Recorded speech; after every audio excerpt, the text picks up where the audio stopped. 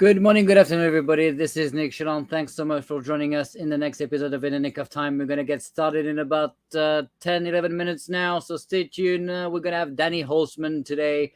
Very excited about this conversation so we can talk about cyber, continuous authority to operate, and much more. So stay tuned with Danny. If you want to share you here with us today, put your name in the comment section below. Also, if you have a question for Danny, make sure you start the question with a Q so we know it's a question. We have so many questions already coming from LinkedIn and Twitter. So make sure you start posting now if you want your question to be answered. Stay tuned again. In about 10 minutes, we're going to get started.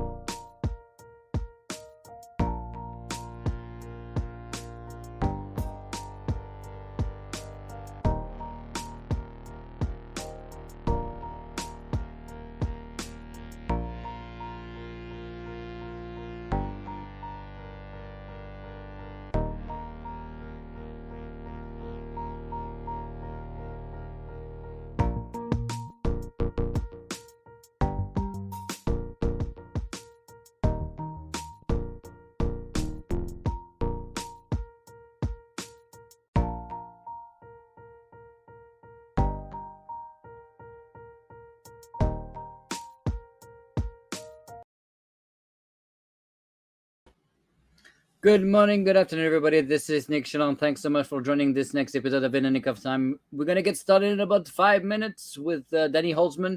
It's going to be a very interesting conversation to discuss the DevSecOps universe with the accreditation piece and DevSecOps and cybersecurity baked in and continuous authority to operate. So stay tuned. In about 5 minutes, we'll get started. If you have questions for Danny, make sure you start asking the question now because we have so many questions already that came from LinkedIn and Twitter. So do that now. Also, if you want to share you're here with us today, put your name and company in the comment section below so we can highlight you on the screen as well. Stay tuned and don't forget to subscribe at the nickofTime.tv so we can send you notifications for the next episode. We're going to get started in about 5 minutes.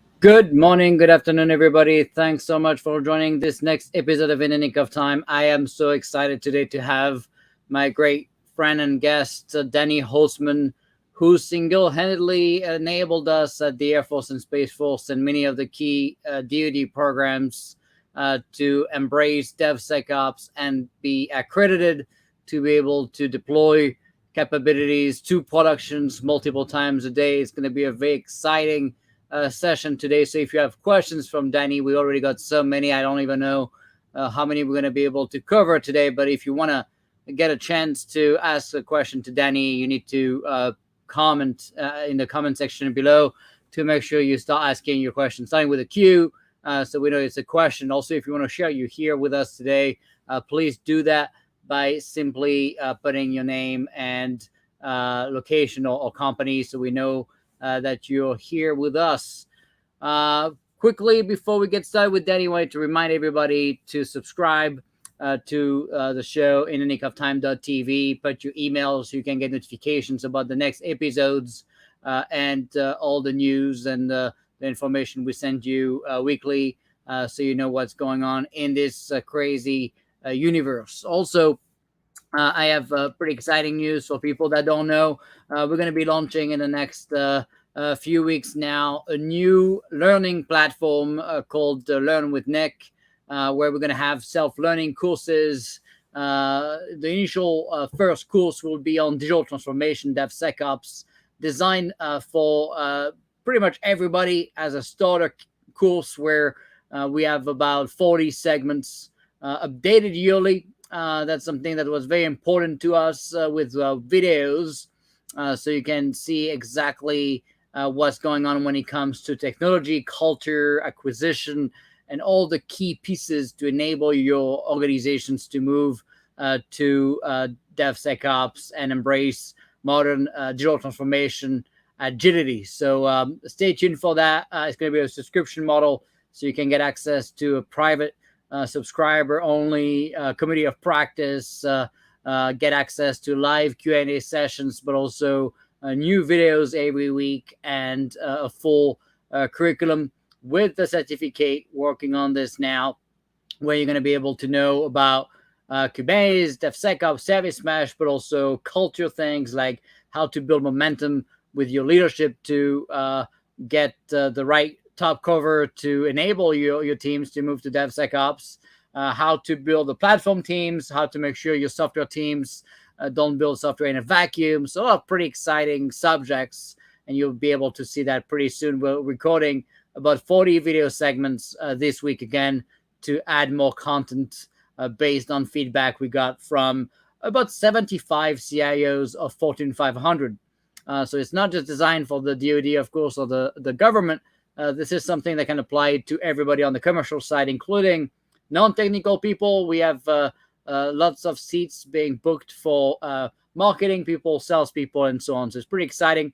It's going to be a great course to enable people to catch up and know more than just buzzwords, right? So they can actually contribute and be part of that evolution and investing in yourself, so you can keep up with the crazy pace of IT.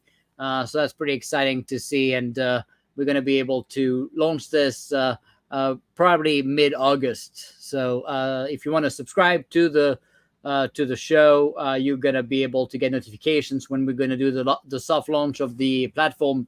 And like I said, there's going to be one-on-one sessions and Q&A sessions, and also self-learning created videos, all the way to hands-on exercises as well. So pretty exciting stuff.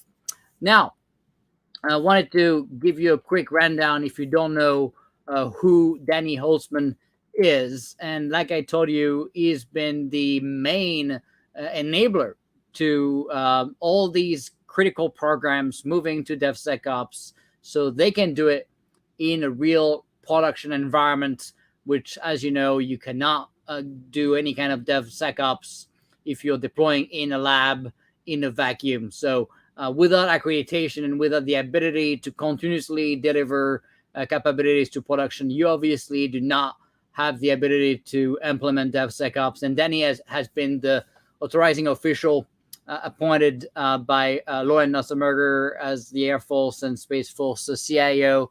He is an HQE like I was, and he has been really helping when it comes to everything around cyber, program protection planning, and of course supply chain management, all the way to system assurance and resiliency.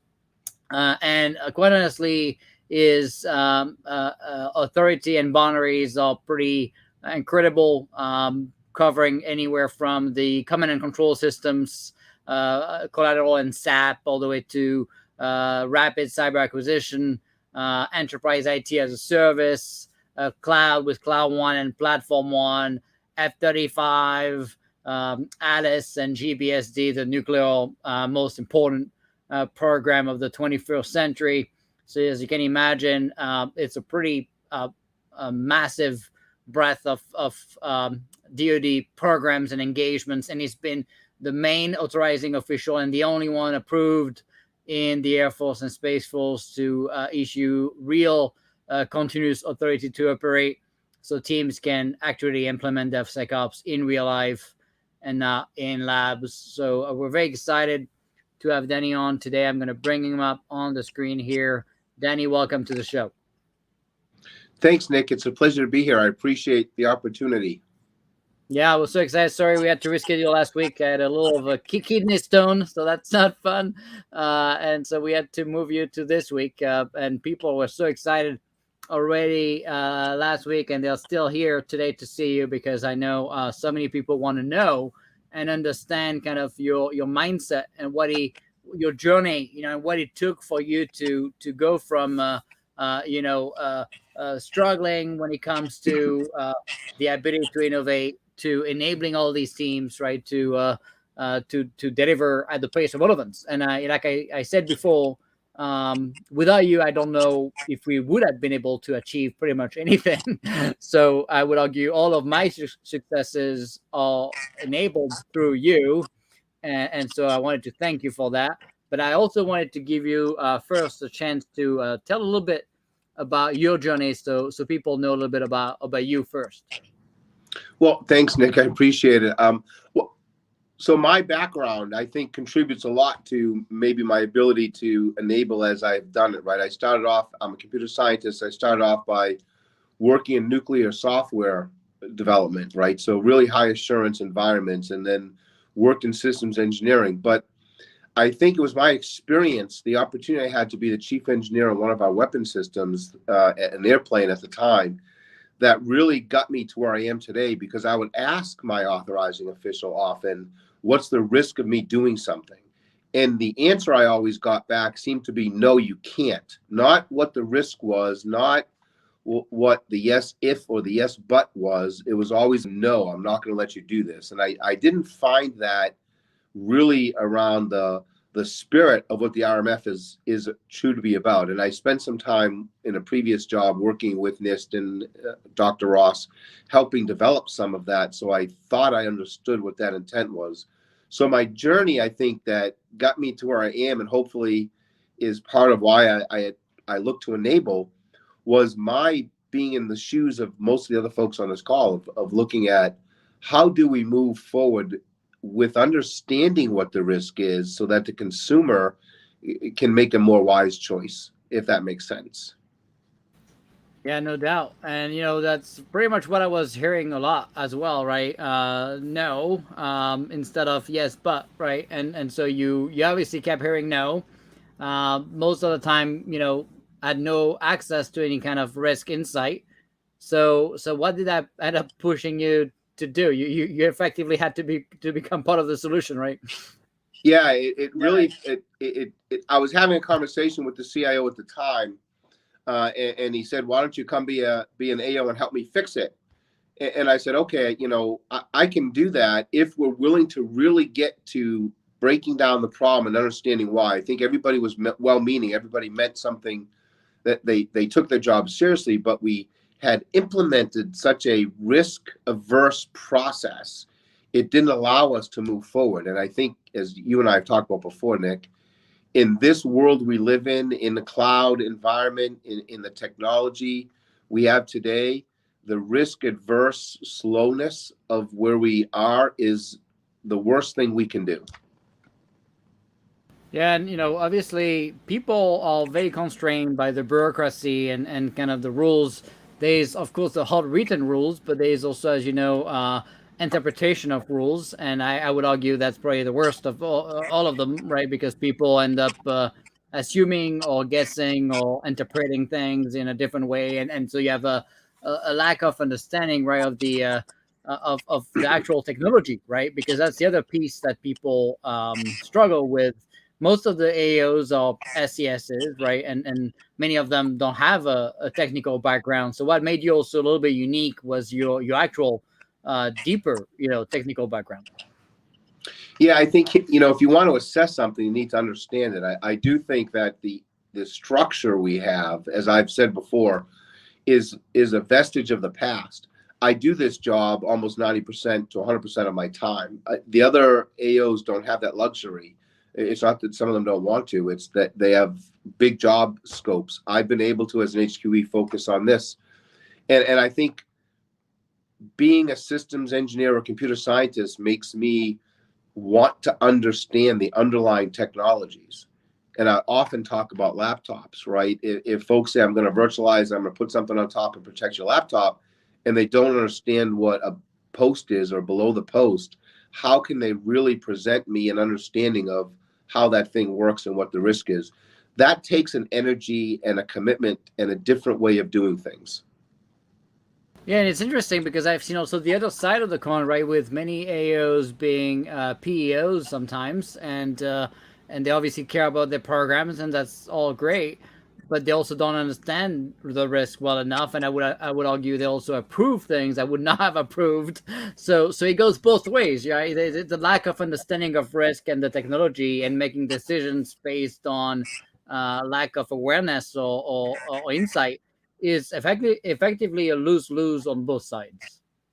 Yeah, I would agree. I think one of the cultural changes we made, not just in the DevSecOps area, but I consider myself as a authorizing official, not really the risk taker. I consider myself as the advisor to those that are taking risk. And when I talk to a PEO, I need to communicate in words the PEO understands so they can understand that risk better. When I talk to an operational user, I need to translate that into operational speak, not talk about RMF packages and STIGs and scans and things, but turn it into how do they get sortie generations, how do they get reconstitution, how do they get on mission support. So I think part of it is that I used to joke, Nick, that HQEs were highly quotable evangelists. Really, that's what the title should be. How do we communicate what the risk is in a way that the consumer, whoever we're talking to, can understand it? I think that's a part we've lost in our desire to procedurize the RMF in a way that allows everybody to go through the checklist. Yeah, and someone else just mentioned the checklist, the magical checklist. Our dear friend Brian Finster. So when you look at everything we've achieved with DevSecOps, what made you realize? Wait a minute, this is actually very important for the DoD to embrace that kind of mindset. What was the kind of the moment that made you take a second and be like, well, we really need to get this right? So I'm going to lead up to answering your question. I think over this journey where I'd come from was an understanding that risk is very temporal and it's very contextual. And an understanding of if I do X amount of things, I'm good, wasn't really where we needed to be, right? I used to joke every system that's been hacked has an ATO. So we can keep doing that, right? Even though it's not exactly true, but we really weren't addressing that temporal aspect of risk. What I saw as well, leading up to the DevSecOps discussion with you actually, was we had such long cycles to deliver capability that by the time we did them and followed our process, they were outdated as soon as they got there. That to me increased risk. That to me allowed larger attack surfaces, larger opportunities, and the automation, the ability to automate and test as we go, even back to the build a little, test a little philosophy, is really where we wanted to be. And to be honest, it was one of the conversations we had when you first came on board in your office that really got me thinking about what we were both talking about was very similar, right? How do I move faster than my adversaries? How do I get inside their OODA loop? How do I do a little bit and learn and grow and protect and become more secure every day, as opposed to the Big Bang theory where we have to do everything at once, test everything, make sure there's absolutely nothing wrong with it, right? And not, we still have a great Air Force, the best in the world, yet we don't produce a lot of systems that we consider operationally suitable and acceptable. I think there's a thinking that we have to change. That's really where I was coming from. And then when we started talking about DevSecOps, that really sparked an interest in me as a way to get to that position. Yeah, we were always very aligned when it came to tangible outcomes, because you very much care about the mission like me, and we were seeing a lot of people struggling, right, when it comes to getting things done and being empowered to do it. And so removing the impediments for them to get there was essential. And the small incremental delivery of value, in production with actual tangible feedback, and not just trying to throw things in the lab and see what sticks in vacuums. That's obviously the better answer. It's also the baked in security aspect. I remember our first meetings where we were talking about continuous monitoring and kind of the better visibility when it comes to cybersecurity. Many of the ATOs I reviewed, I remember in the Air Force, I would say about 90% had the basics of ingress, egress, port and protocol information in the ATO wrong, let alone the more advanced information was already obsolete, only because, of course, the ATOs were stuck in time, 3-5 years old. So that doesn't give you a real-time understanding of risk. So you're making decisions based on obsolete and completely wrong data. So obviously that baked in aspect was the trigger. And then I guess, how did your engagement started with specifically the continuous ATO journey? I know you started obviously working with Lauren on Kessel Run, but remind us a little bit of the very beginning of the CATO. So for me, it was kind of the philosophy I had been implying anyways. I always thought to myself, as an AO, my authorizations had to be continuous. I had to have continuous insight. So I have a very high ops tempo as an AO. I meet with all my programs on some regular basis, whether it's monthly, quarterly, or yearly, or every other month or every other week for programs that are in trouble. I'm engaging. If I don't understand what they're doing and how they're doing it, I can't really assess the risk. So when we started talking about the needing to move faster, to increase our tempo, to get more support to our warfighters, right, I understood two things. One, they're out there doing it anyways. We can say don't do it, and we can build these big processes back here, but I go visit USAFE, I go visit other places, and they're just not, they're going around us. So we're not having we're having the opposite effect of what we need to do. So for me, continuous authorization to operate has always been part of what the RMF tenets were. It is part of the current guidance. There's not really a difference in my view, right? I always look at the policy as a way to read it to yes, not no. And between the 7,000 plus pages, you can always find a line in there that lets you say yes. And others can find lines that make you say no. So I viewed the continuous ATO really as something we were already empowered to do. And we did have the undersecretary send out 2 memos, right? We called them fast track at the time, that gave us that top cover in the Air Force to go and do this. So I was super excited when you and Lauren and I started talking about this, to say, okay, now maybe I don't have to fight so much when I do this. Maybe I can move programs faster forward, because it was hard to change the culture. And I think it's cultural, Nick. I think there's a lot of cultural changes that we're going through. And the renaming of the fast track during the Bill Marion days to the first CATO with Lauren and still Bill Marion, but I guess Kessel Run was kind of the first CATO signed piece of paper. You were involved after that, right? You kind of took over from Lauren the Kessel Run CATO when she became, I don't know if it's when she became CIO, I forgot, but you were certainly involved with Kessel Run from the beginning. Yeah, I was, and we worked a lot together back then, right? And her role and my role. But I think the what we learned, and again, when we started the journey, it was learning. And I remember Mm-hmm. Dr. Roper wanting to, learn on multiple fronts. So we started a lot of independent efforts, really, so that we could Right. learn in different ways, which was smart.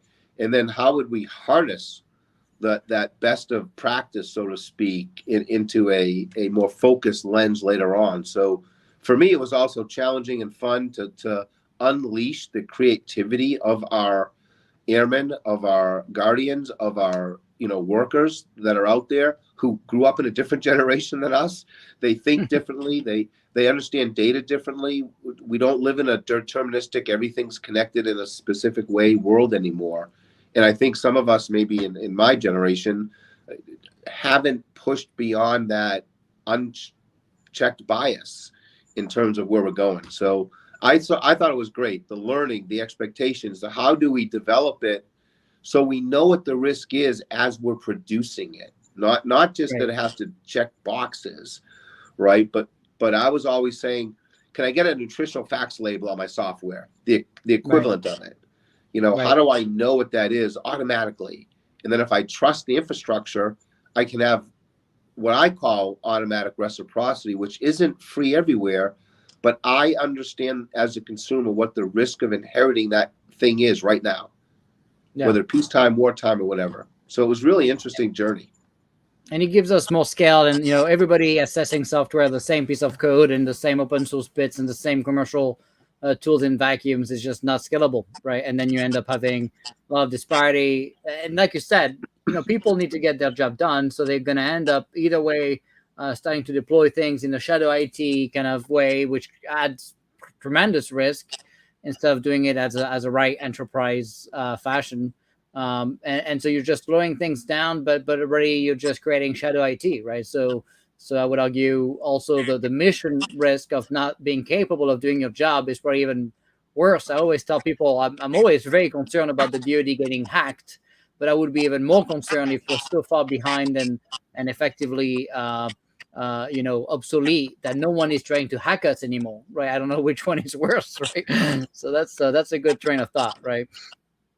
Yeah, and I think the other part of it, Nick, really is I saw us spending energy in the places that weren't really value added for the future. We had large poems of unfunded things on the wrong, what I consider to be the wrong focus areas. So we were spending our energy in the wrong direction. I think continuous ATO allowed us to evaluate things at the now, right? And Right. change that And see evaluation what when we sticks, have a right? new And now. see what sticks, right? Because Yep, that's the thing, right? You don't want to spend 5 years to realize, wait, that was a waste of time, right? You want to be able to absolutely. deliver it in 6 months and see what people like or don't like, right? That's a better Exactly. way of spending money. Yeah, that should be a mandate for all R&D and all continuous delivery of software, right? You want to be able to see what sticks, right? So that makes Absolutely. sense. All right, so we talked about the CATO and the journey a little bit, but when you see what you've learned, right, and all the different engagements, and when you look at your bio, I think that's when people realize kind of the volume of programs and the importance of your boundary and what you oversee and the amount of work that must be, right? But when you look at the first engagements, right, and what you do now, what did you learn that kind of made you change the process? What are you paying more attention to? If you see a new team coming to you tomorrow and say, hey, I want a continuous ATO, I want one of those fancy continuous ATO, which is the highest level of trust, right, you can give to a team. What do you expect to see? So I'll tell you that what I noticed originally, Nick, was we had an ecosystem that needed to evolve, right? We had a structure where you had AOs, AODRs, and what was called by everybody else security control assessors. And the ecosystem didn't support what I thought we needed to do, which I think the evidence now supports. We weren't really enabling those people in that ecosystem, the SCAs, the AODRs, to think risk management. We were doing compliance masquerading as risk management, I used to say. because they were following a checklist. They were overworked. They weren't given enough time in the day. You know, we weren't showing them the training and the love to do it. And then we confused automation in a certain tool with a better way to get the bad faster, as I used to like to say, right? And as a survivor of OPM, I can tell you putting all of our stuff in one database maybe isn't necessarily the best or smartest choice.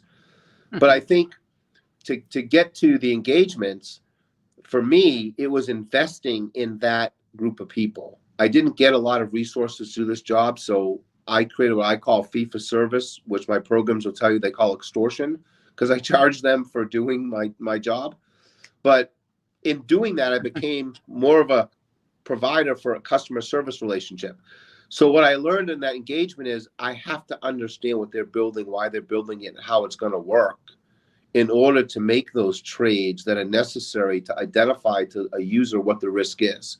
So building out that ecosystem where I have what I now call cyber risk assessors, not security control assessors, right? Because it's about cyber risk, not just controls. Controls are important. They're an aspect of any mitigation that you're going to attempt, but they're not the be-all, end-all, right? You can do all 1,000 controls and still not have a safe, secure system. So I think changing the culture of that ecosystem, changing the environment where people got to see us and the AO as not the enemy, right? We're part of the support and solution in helping a program understand what that risk is, however they trade it off against all the other risks they have.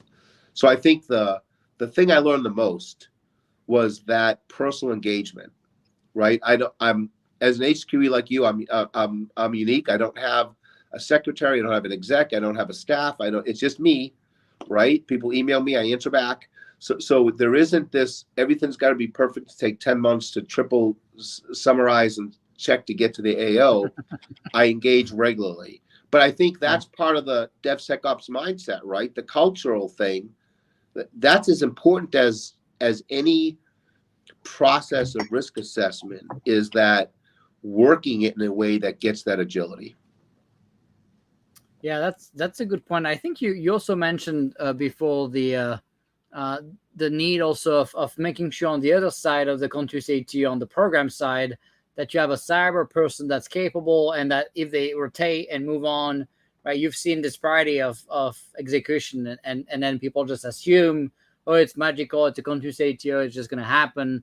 But then you realize, wait a minute, we don't have the right person now to pay attention to all these details, and now we're struggling. Exactly. I think the other part of what you've asked me really is I've learned two big things. The first thing I talked about, which is changing the ecosystem to get there. But the second thing is what happens when we're there, right?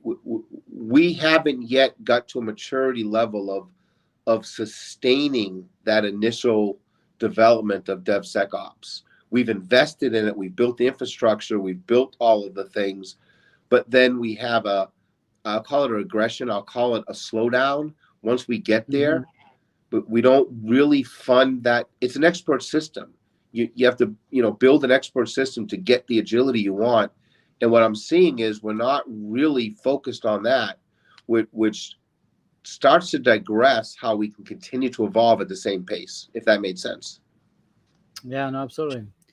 And I guess when you think of the engagements you're having with so many different teams, right, from Kessel Run to a GBSD to an F-35, you see the number of people engaged, you see the platform one work, you see the cloud one work, you see obviously the change of leadership, with obviously Dr. Roper being gone, myself and Preston being gone. How brittle do you think these engagements are? Are we past the sustainment mode of this, and it's going to keep going, or are you concerned about the survival of some of these things? My honest view is I think we're at a very pivotal point, Nick. I think we are at risk of the bureaucracy pulling us back to where we were in the past, because that's its natural tendency, right? I mean, the bureaucracy doesn't have a name. It's faceless. It's there for what it is. But I view it with the leadership changes you've expressed and we've seen, and the change in leadership, because those folks didn't grow up in our environment. They didn't grow up in this vision. I do see us at a point where we risk moving backwards. Yeah. I know we're talking about it, which is exciting, right? There's more leadership discussion about software and DevSecOps and where we need to do with risk management than I've ever seen before in the Air Force and DoD. So that excites me. But I think it's now more than ever, we need to have the right passionate leading minds pushing for it, or I'm fearful we will start sliding backwards. Yeah, and it's kind of interesting, right? Because obviously there was a push from the bottom up and the top down with Dr. Roper, right?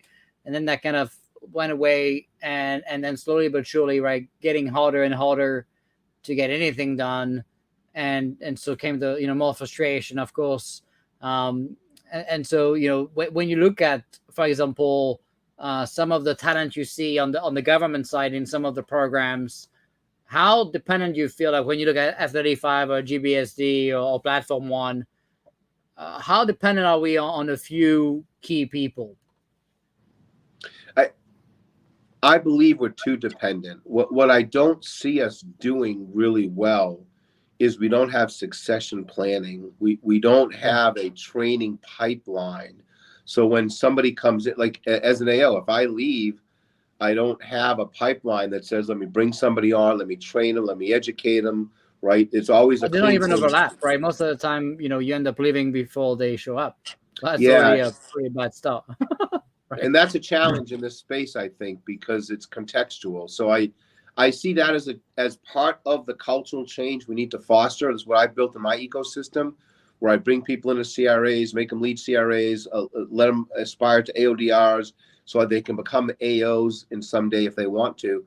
But I don't see that in the larger context of how we're operating inside the DoD anyways. And I think that concerns me, Nick, from the point you just made. I see us not having that talent pipeline. We have people that are smart, they come in, we burn them out, they tend to go do other things, right? But the folks that come back in don't get that education in that environment. Yeah, so it's interesting, right? Because I've left back in October 2021. We're almost, in 3 months, we're going to be a year in, and yet there's no new CSO. So that's a good, how do you want to train someone that's not even there, 8 months later, or 9 months later? It's pretty tough. That's a big concern I have. And, with Preston leaving, of course, and others, it keeps piling up, right? I think 7 out of the 8 founders of Platform One are either gone or left on the government side. So that's pretty concerning. And like you said, when there's a new person, it's not like you'll just, continuing the engagement and just pick up the baton and keep running with it, right? You end up often taking a massive step back, right, for them to learn and get back to it. And so you lose another 6 months, right, for them to catch up and then, keep expanding. So that's pretty concerning thing. So when you look at the programs and the engagements you have with some of these critical weapon systems, what do you expect to see when it comes specifically to continuous monitoring? So I think there's 3 categories of things I look for, Nick. Number one is I look for the lack of marketing, right? I really want to be clinical about, do we understand what our risk posture is, even if we're not doing anything about it? And I usually judge that by when folks come at me for the first thing to say, the world's going to end, the user's going to die if you don't do this. That's great. I get that. That's why we're all here. But do we understand what the risk is clinically so we can deal with it? The second thing I look for is really change, right? When we build something, we then have to configuration control it, and we need to look at the change management. That's a big aspect of it. And I mean that from the infrastructure. Has the hardware change? Has the software change? Has the tooling changed? Did it introduce any threats I have to worry about? Did it introduce something I missed? Did the change to the people? Did all the people transition? You got new people who don't know how to operate the machinery. That's a change in risk posture. And then what is my threat doing, right? Our adversary has a vote. They're doing things that I have to react to on a regular basis that I didn't have to react to, yesterday. So I look for change. And then the third thing I look for from a continuous monitoring perspective is, how do I have the automation to detect a tell that change is something I need to look at. Because right now, today, I'm too static. Even today, it's too paper driven. It's too PowerPoint driven. It's too much. Here's the storyline that takes 7 months to get to me as an AO because they want to make sure it's pre-briefed to everybody and their brother before I see it. Right. I don't yet have enough, in my opinion, of that real time. Real-time dashboard. Real-time dashboard. Even if it's a daily stand-up and you're talking to it, because our dashboards tend to become overly burdensome scorecards. So those are things I look for, Nick. Yeah. So obviously the real-time dashboards and the ability to have the right metrics, and we had a great episode with Brian Finster, who is here on the chat, about the right metrics to pay attention to in terms of mean time to recovery, mean time to production, and so on, and how to make sure teams all have the culture mindset, right, to innovate and have the blameless postpartums and all these different things that are necessary for people to learn, right? I always say, fail fast, learn fast, but don't fail twice for the same reason. And what kind of lessons learned are you gathering after something happened? But the real-time dashboard is so essential on the Continuous ATO standpoint, because that's how you end up really getting a real understanding of risk versus hearsay, right? Because I remember a lot of briefs to the leadership between what I had seen, with the actual people doing the work, often, lower rank officers or enlisted, right? And the time he got to the 2-star, the 3-star, the appointee, the story went from like, we're on fire, to these butterflies and rainbows. And it's the same alleged story, but it's obviously not the same reflection of risk. I'm sure you've seen that too. I have. I say, there used to be a story called The Plan, right, where a dog goes, on your front yard, and by the time it gets to senior leadership, it's fertilizer that promotes growth versus, smelly stuff that you don't want to walk in. Right. That to me is part of the problem, right? How do we not fall in love with the metrics we're thinking of today, because they may have to change? So we always have to be mindful of what we're metricing, right? Mm-hmm. And then how do we metric those things in a way that allows us? I say we got to go slow to go fast. It takes time to build that tooling, to build that infrastructure. And if we keep reinvesting in that in multiple places and not migrating to an enterprise environment to take advantage of it, we add to risk, in my opinion, Nick. So I think the continuous monitoring is also part of us having that environment we know well enough that we understand how to monitor it well enough. And then we can monitor different things as we learn.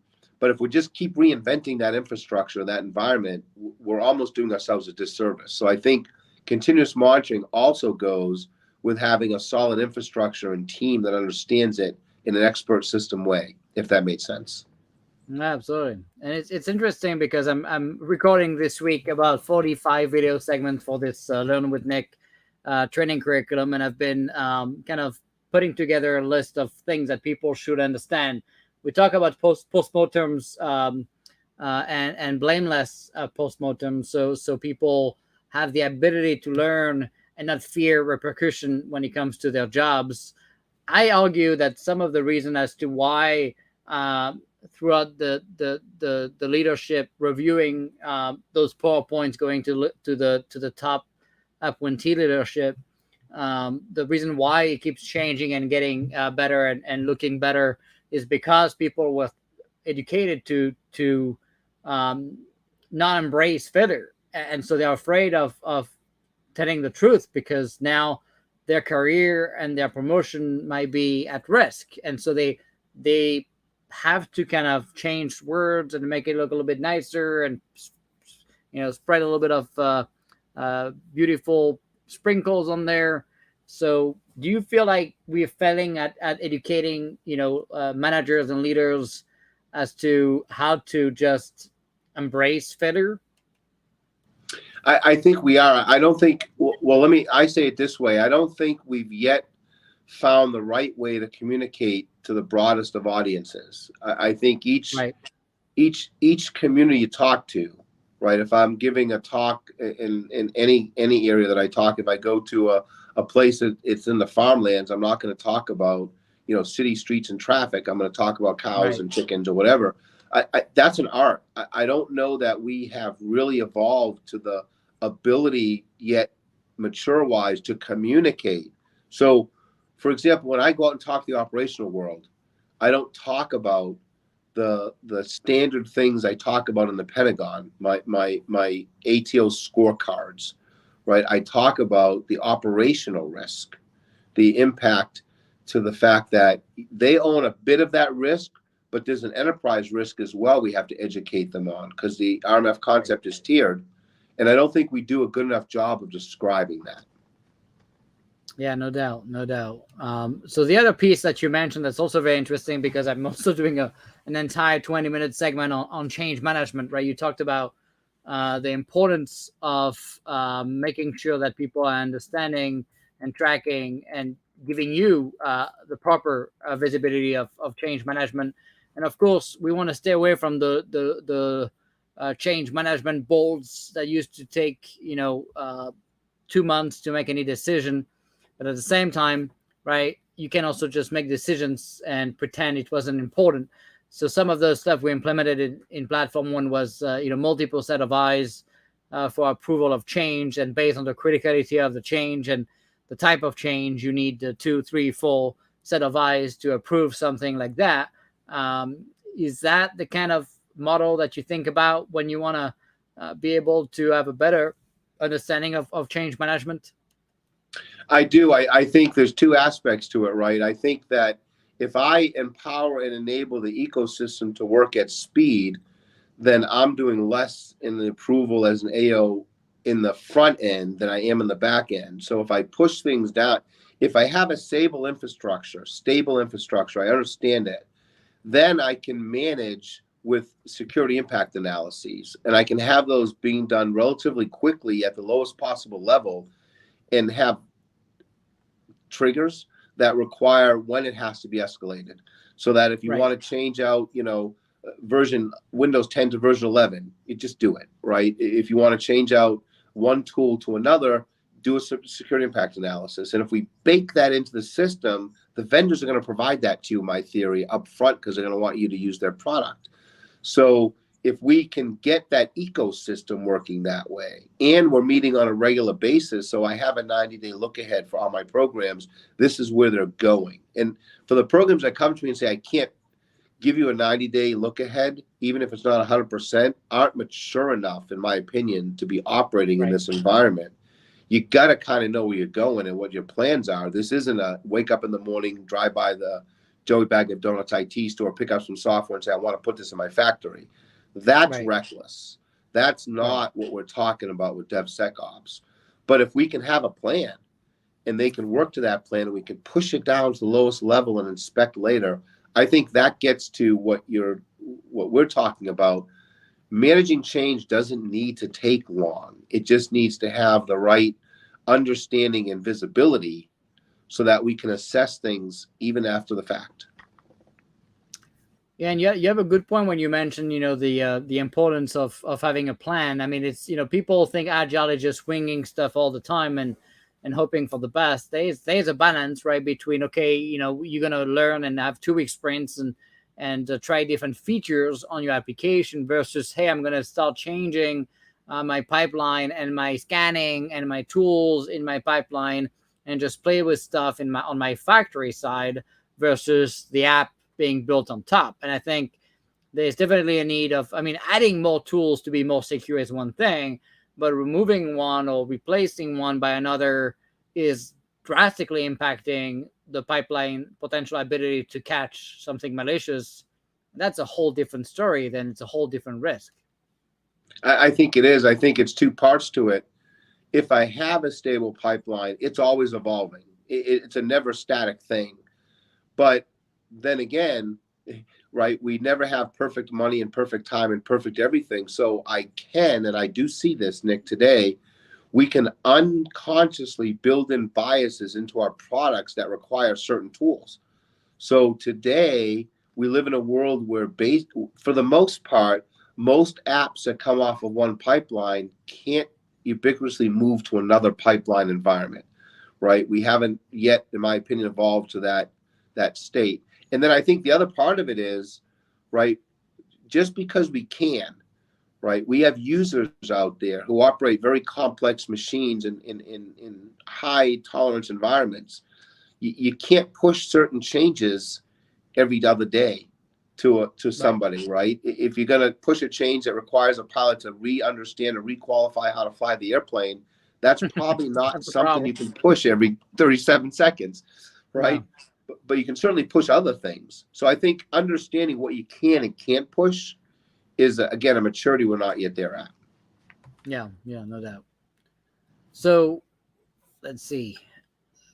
There's a lot of people ask me the question, so I put it on the slide here. I've been fighting and discussing open source since I joined DoD and even DHS. Some people are very much still anti open source, despite the fact that we have better visibility, allegedly, because we need support, and there's not always the right team to provide such support. Some are just afraid of the actual cyber risk because China or Russia could have developers in the open source projects and inject malicious code, which is a fair risk. It's a thing, but at least we have the ability to see it versus the commercial company that get breached like SolarWinds, and now we just pay the price with zero ability to find out until they tell us 8 months too late after finding out by accident. So it's just interesting to think about kind of the pros and cons of open source, and wanted to know a little bit about your thoughts on that. Yeah, I think this is a really great question. I think it is part of the whole cultural challenge we have, right? I mean, when I grew up, we did things in a very tightly coupled, government-owned, government-driven, we had all the software, all the hardware, all the data rights, everything was in our labs. And I was working in nuclear assurance software, so, I hope the software I wrote never works because it's in guidance system of nuclear weapons. It would be a very bad day to me to claim success because my software works. But I think today's a different world. And I think that I agree with a lot of what Lauren said in her testimony. I think open source can be more secure, but we have to be thoughtful in how we implement it, right? If I have open source that I can inspect, that we have the technology today that I can scan, that I can look at, that I can make sure there's no, if I'm in binaries, I can do things with that to understand. I can then balance that against what is the risk of an adversary knowing that I took their software. Well, I can handle that risk in a different way. So I think open source isn't necessarily any more risky from my perspective, right? If you mean it this way, if you mean open source is stuff that has been debated and checked and prodded by lots of people versus maybe something that's proprietary and sole source to me that I don't see into, that I don't understand, I have no ability to trust that. PASS is a good example of something in SaaS that we have to work our thinking through because it doesn't work the same way. Not saying it's bad and more so.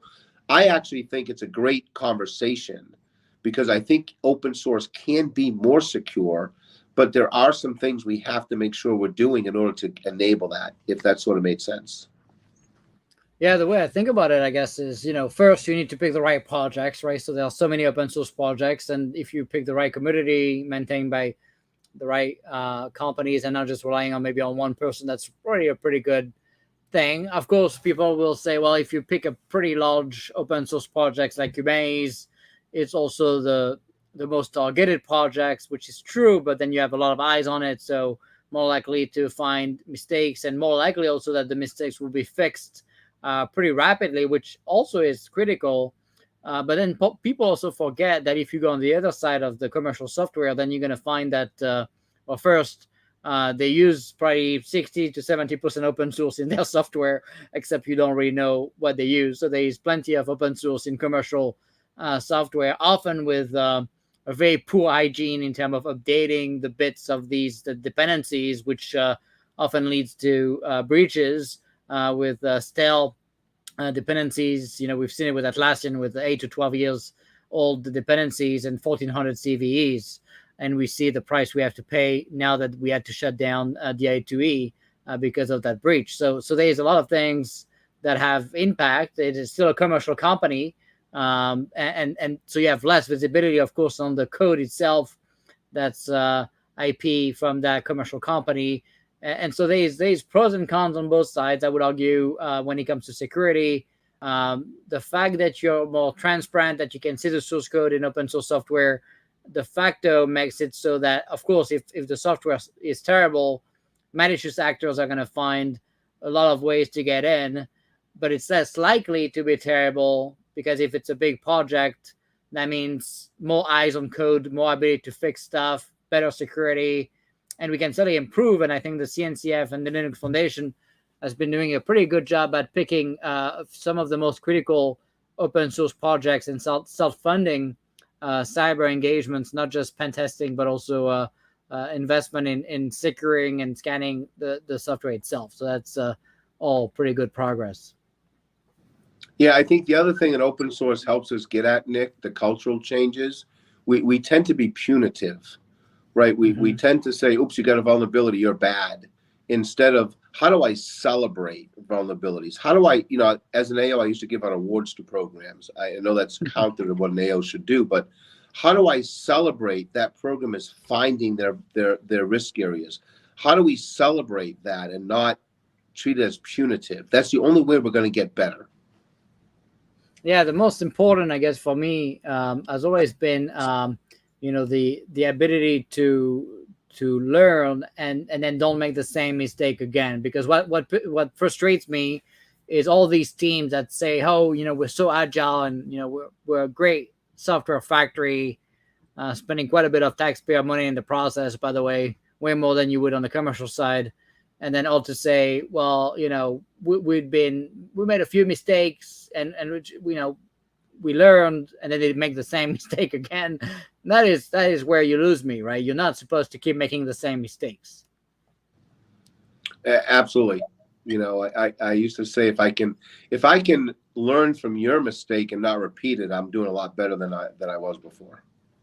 Right. And the opposite is true. If you're not learning and you keep making the same mistakes, maybe you're not in the right engagement. So looking at what keeps you up at night, I got a lot of people asking that question. Obviously, I had to ask you because everybody kind of has the same concern. I know what keeps me up at night. What about you? I think what keeps me up at night, honestly, for the most part, is what am I missing?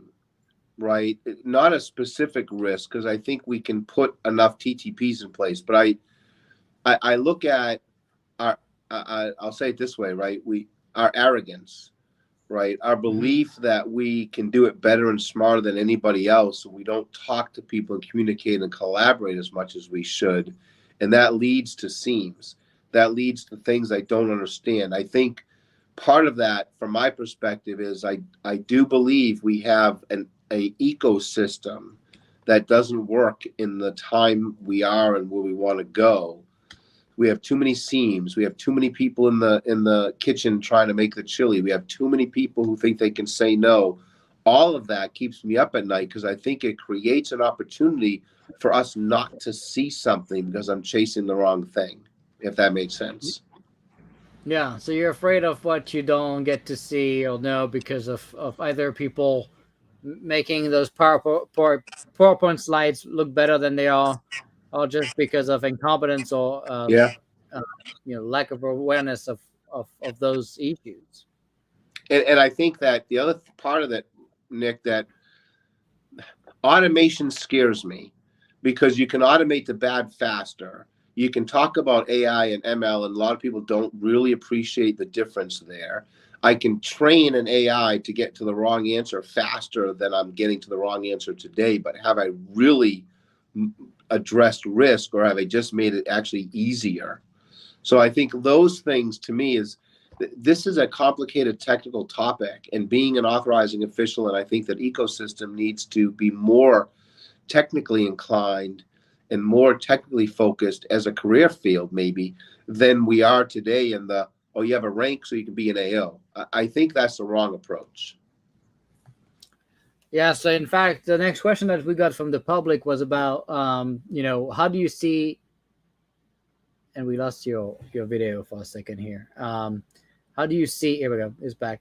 How do you see the boundaries of AOs overlapping or not being kind of divided, right? Do you see any issue with how we even think about AOs boundaries nowadays? I think we're evolving, and I know Ms. K is working on it as well. We actually do collectively see that the way we structured 10 15 years ago made sense 10 or 15 years ago, and it still makes sense to a lot of context, meaning an AO who understands the thing that they're assessing in the environment is a better equipped AO. But I think we've divided up into, I think there's 27, right? Maybe I'm 7 of those, while others have 1. But there's just so many seams. There's so many, and I think that is contributing. We created the cloud DevSecOps boundary, for example, as an experiment to say, could we look at this differently? Could we look at this from a weapon system or a boundary, an area kind of thing? And I think that's more where we need to go, not less.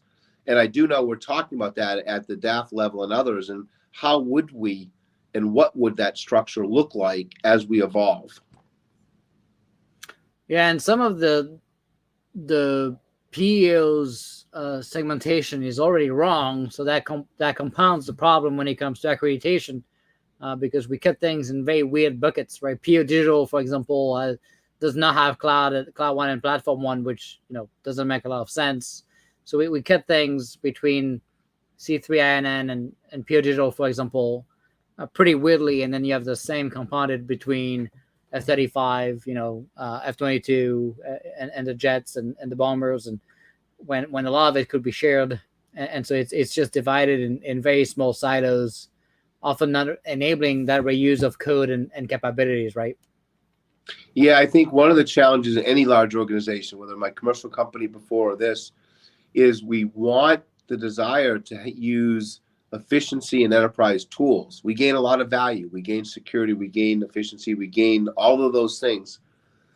But we don't reward people that way, right? We're marked by Congress to spend money in certain ways, in certain environments, right? I don't know of anybody that's ever got promoted by saying I reduced my staff and my team and I used somebody else's work, right? So it is a larger challenge, but I do think that point you're making comes back to our inability to get to a place where we really invest in, sustain, and use those enterprise tools, coupled with our ability that everybody thinks, well, I can do it better than those people and I'm going to start from scratch, really adds to the risk area we're talking about. And that does add to keep me up at night, because I don't see us, because of my perch, I see across a lot of different things. And I see a lot of dollars being spent and a lot of talent being spent duplicating, replicating, and not, collaborating and reusing. And I don't know how we address that very well at such a large enterprise. Yeah, it's kind of the problem with the massive behemoth that is DoD, right? So a couple of people were asking your opinion on EMASS. So I'll tell you that I'm tool agnostic, right? I think whether there is a need, right? So I start off this conversation always by telling people I'm an OPM survivor. So I have an immediate bias of putting all of my critical stuff in one place. As a cyber professional, that's probably not the smartest thing I've ever heard of. But I recognize we have a need for some sort of way to track things. I think EMASS has gotten a bad name for good reasons and bad reasons. For good reasons, because we've mixed the repository part, like I put my authorizations in EMASS when it has an account, right? Just the authorization, not the vulnerabilities, not the poems, not all of those things. But I don't use the workflow, right? So there is 2 parts to the tool. One is the tool itself, which isn't necessarily bad, and you want to have enterprise visibility, right? So if Log4j happens or the next thing, it would be good at the enterprise level to be able to know where are my risks in that quickly if I had the ability to do that. But I think we've misused the tool, being honest about it, to enforce things in the wrong way. And that whether it's Exacta, whether it's EMASS, whether it's some other tool, I think that's our challenge, If we could, so I asked this earlier when I was being presented about a year ago, an analysis on an alternative of tools to EMASS. I asked the brief for what were requirements that you had for the objectives and the outcomes of the tool. They didn't have any. So I didn't understand the market research, Nick, right? I couldn't get my arms around. It's not the tool's the problem. We don't know what we want to do with it. That's my opinion. Interesting, yeah, no doubt. All right, so I have one more question, then we're going to have a lot of questions from the public more. All right, so what's next for you? So at my current HQE appointment expires on 16 October. As of today, I don't necessarily have a path forward. There's a lot of conversations going on. I desire to want to continue doing what I'm doing, but the machine is big and large and takes time. So my honest answer is I don't have a path forward at the moment. So that, for people that don't realize how bad this piece of information is, this is what actually keeps me up at night. Is when we lose people like Danny, who is literally the only AO that I know that's capable of having these kind of discussions and understand the Continuous ATO process and the mindset of DevSecOps, and that we hear that his appointment is ending in a couple of months and that he has yet to hear a path to continuing to engage and help the department to accredit their systems. That's probably what keeps me up at night. So hopefully people watching the show will wake up before you're gone. And I've already emailed everybody but the Queen of England, so I can't do much more than that, all the way to SecOp and others. So that's what it is. All right, so let's take questions from our dear public here. I'm going to read the question to you, okay? How do we make cybersecurity a higher program priority? I keep hearing warfighter needs to come first. So I think that the way that I think about that answer is not to pit warfighter versus security. And what I have found is when I go talk to the warfighters and I can actually communicate in ways they understand, I make the discussion with them that they are taking undocumented risks today that they don't want to take without at least knowing it.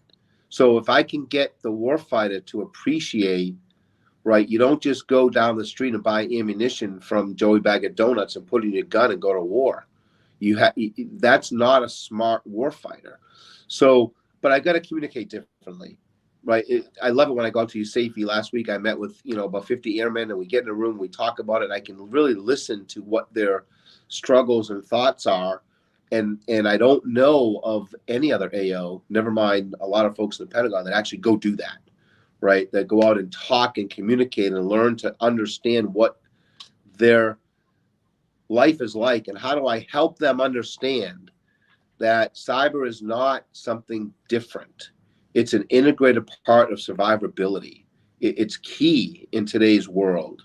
So I think we need to communicate differently. We need to have better communications and engagement and not talk about things. Quite frankly, as an AO, I say this all the time. We don't have the best reputation, right? We have the no because I said card. We don't have the yes if card.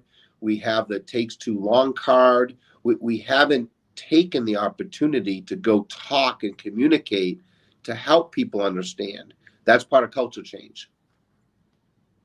Yeah, no doubt. It's actually interesting because, when you look at cybersecurity and the confidentiality, integrity, and availability, confidentiality, I think some people care and some people don't. Although, with OPSEC, and a lot of people love to remind me about OPSEC all the time.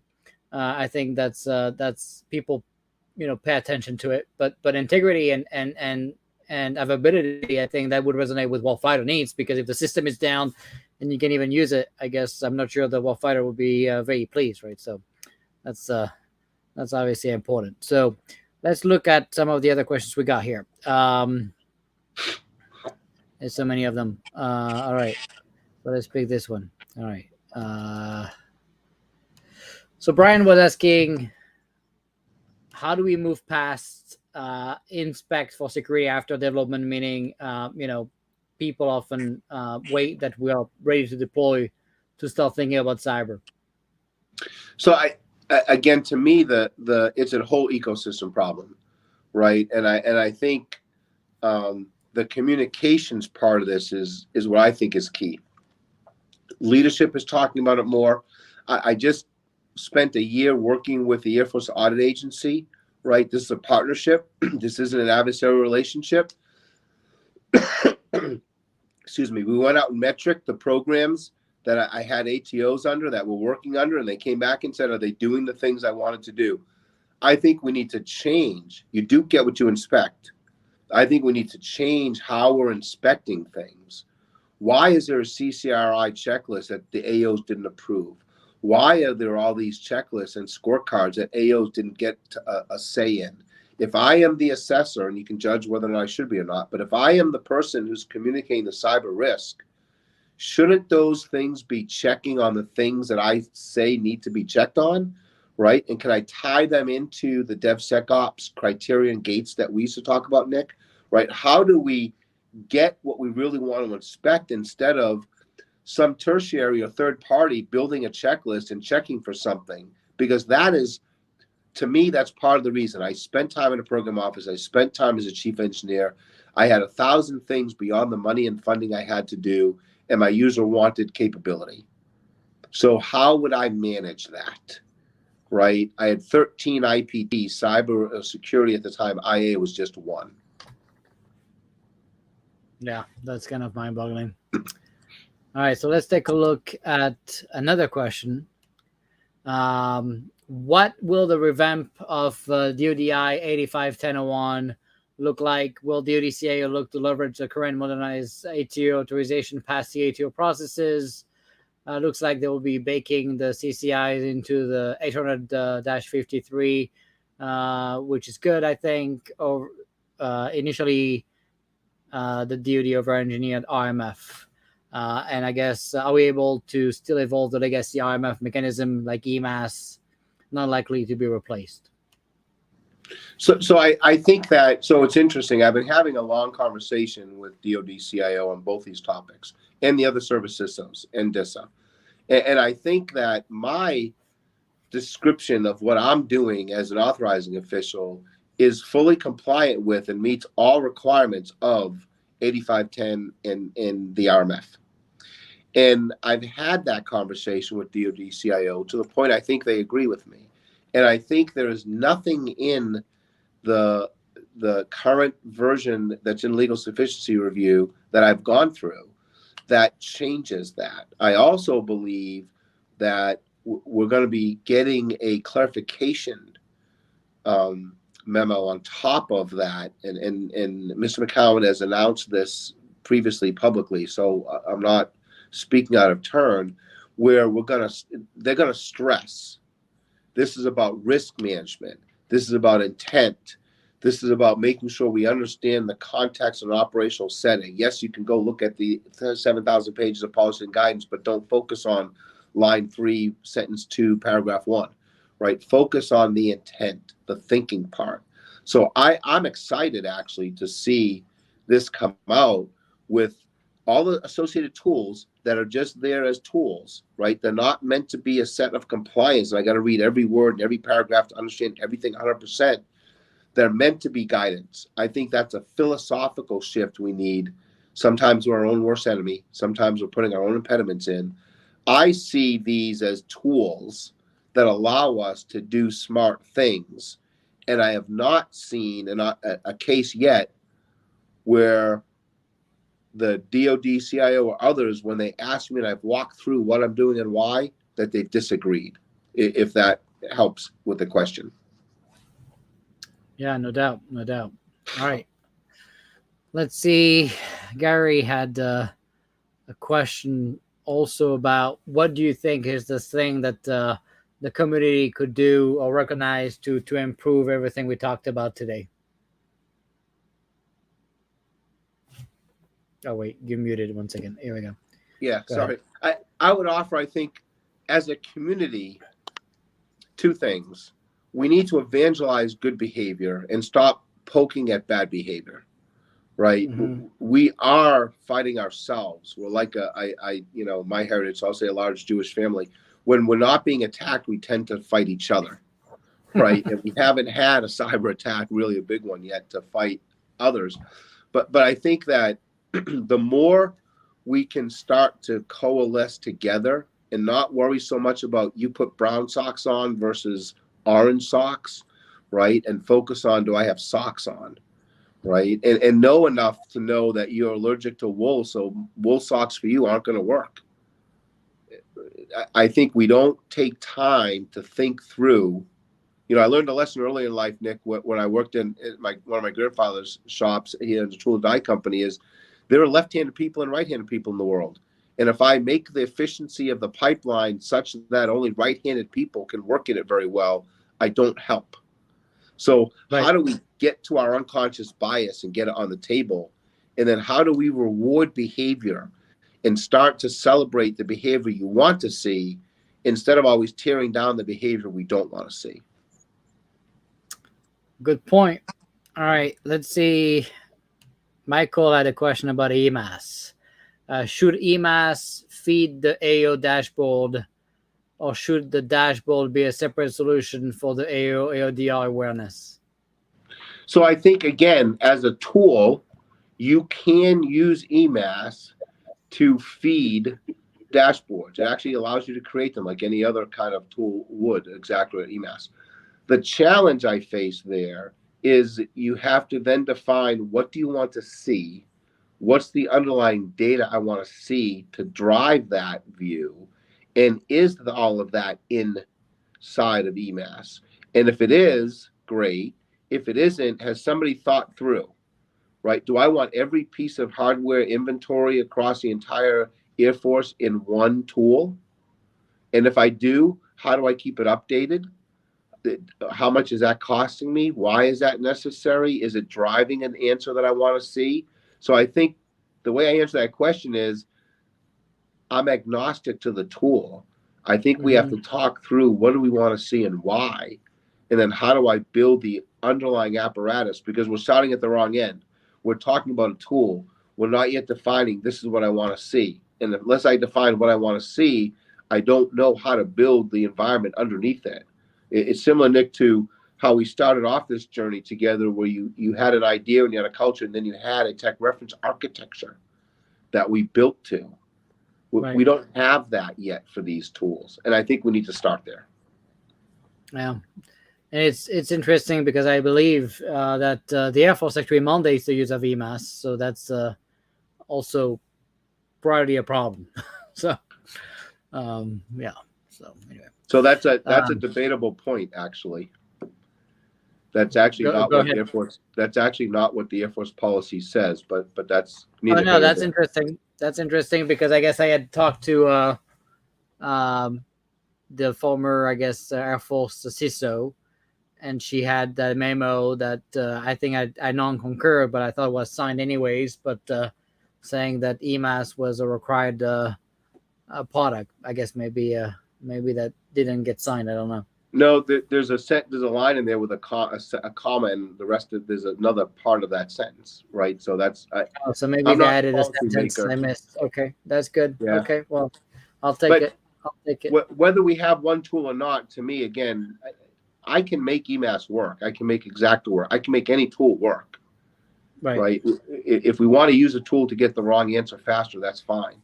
But what I don't get asked is, I've been asking, right? EMASS has a 3-page list of requirements needed to do all the things we want that aren't funded. Why don't we talk about that as opposed to, let's just everybody put everything in EMASS, because you're not going to get what you desire anyways.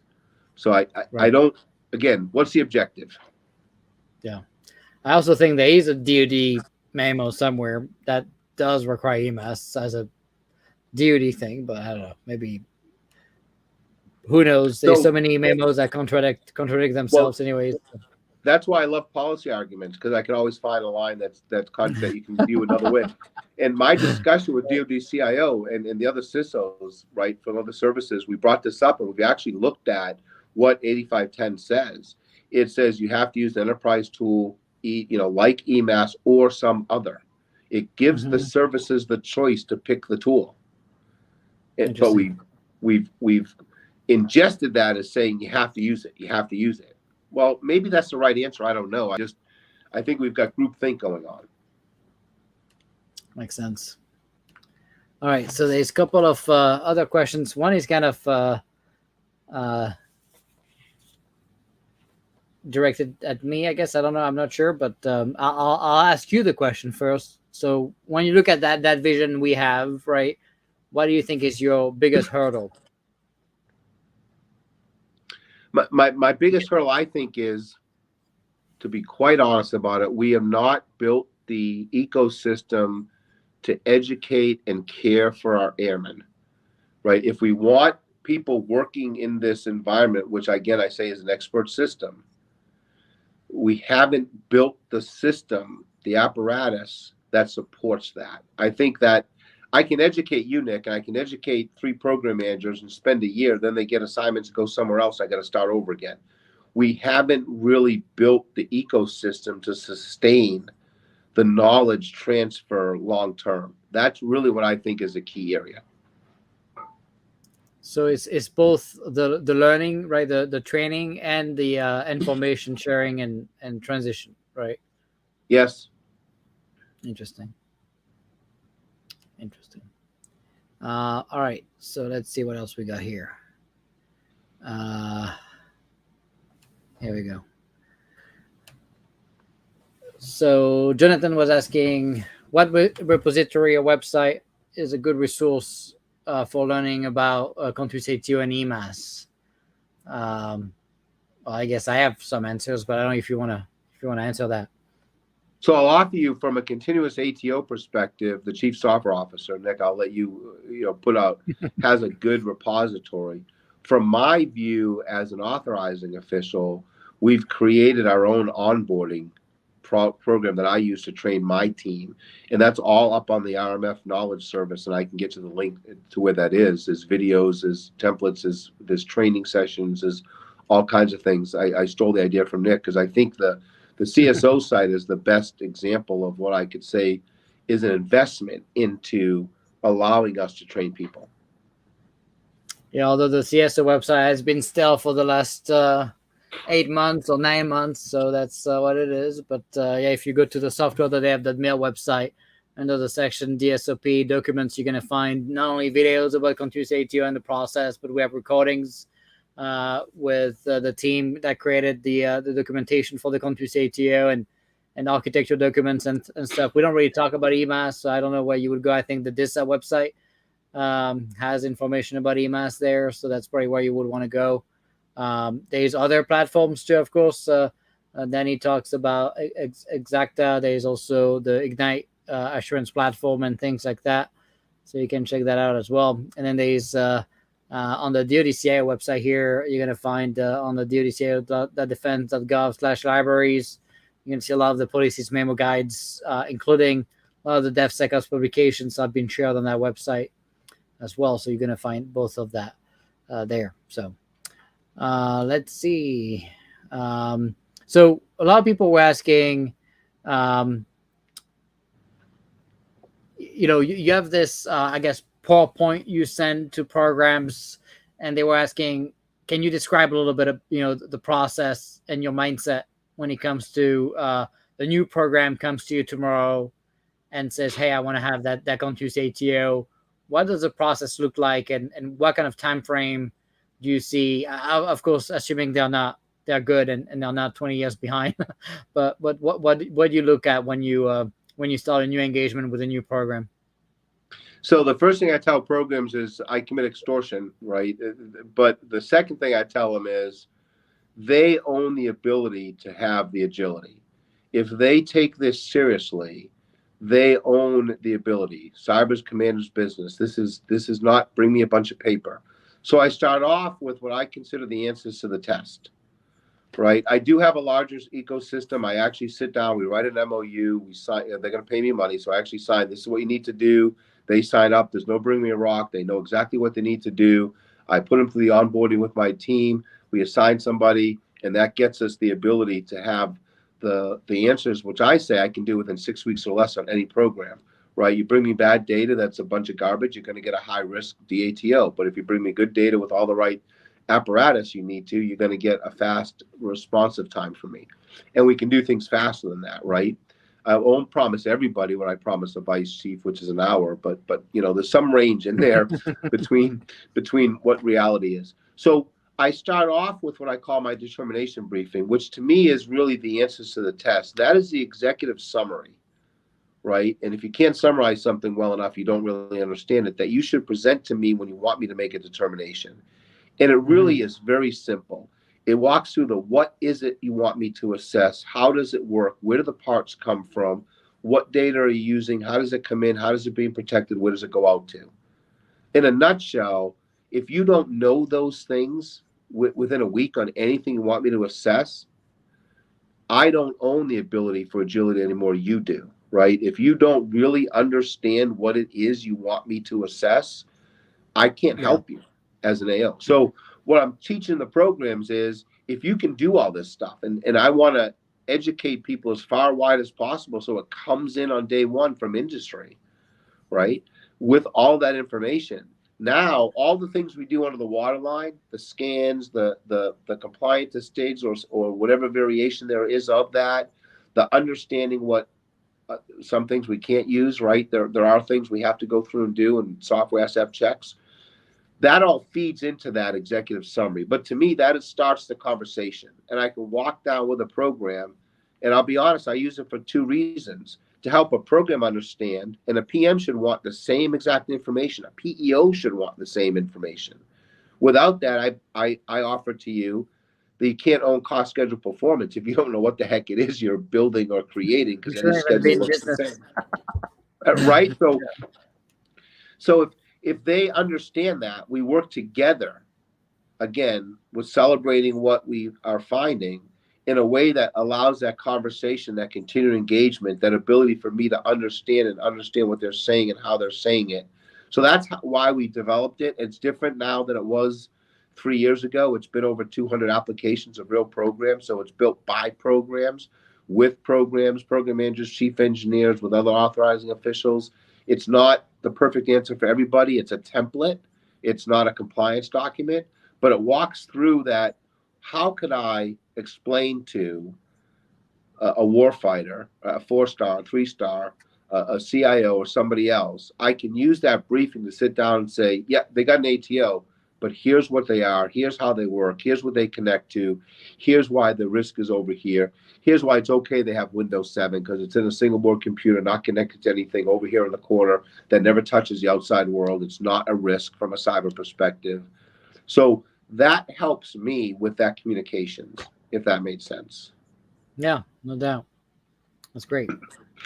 So we're out of time, but first, I always leave the last words to the guests. So it's going to be your closing arguments, but I wanted to remind a few things. One, next Tuesday, 1 p.m., we're going to get a great two guests from a great AIML company, and we're going to announce it in a minute with David Gervin and John Kramer from Torch AI to discuss AIML capabilities and what it takes to successfully implement AI in large organizations, and kind of the accelerators, the things to avoid, what they've seen the DoD do, what can we do better, things like that. It's going to be pretty interesting. If you're trying to get a better grasp of AIML, that's going to be a great session next week.